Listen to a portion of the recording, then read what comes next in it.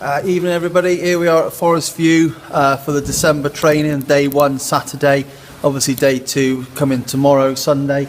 So I'm just going to talk to you about what we've done with the exercises today and how we set them up and the purpose of them.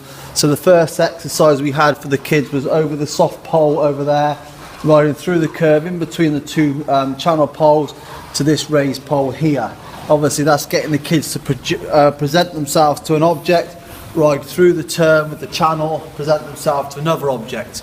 Moving on from there, we then moved this pole and we came over the pole over there, back through the channel, over this pole to the cross pole. Now we had this cross pole set up at 2 strides, which is obviously set up at 11 yards. 1, 2, 3, 4, 5, 6, 7, 8, 9, 10, 11.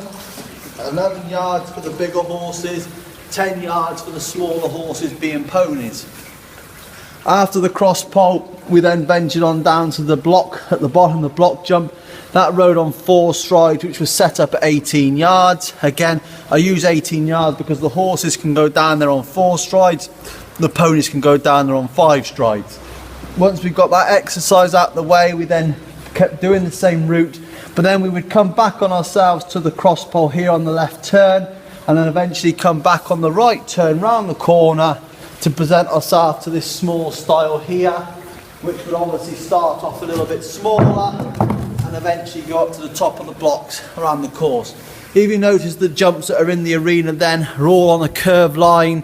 So we had this oxer here, which was set up 5 strides down to the butterfly at a short 23 yards.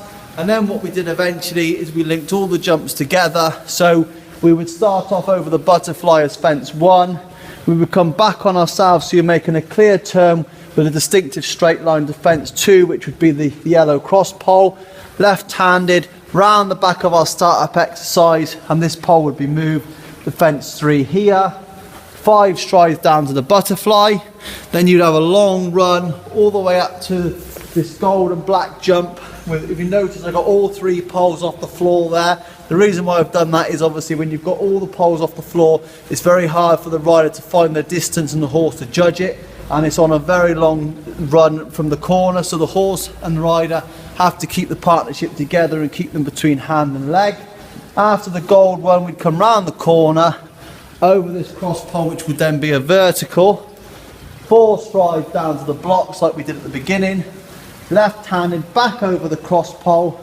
Right-handed back up to the skinny. So if you've noticed there, we've made a course of fences by using only a few fences, but we've jumped some of them 2 or 3 times and some of them in different directions. But what we're doing is we're linking everything together that you would need to jump a course of fences, i.e. straight lines, good corners, and obedience and rideability for the horse and rider. So I hope this all makes sense, and thank you very much.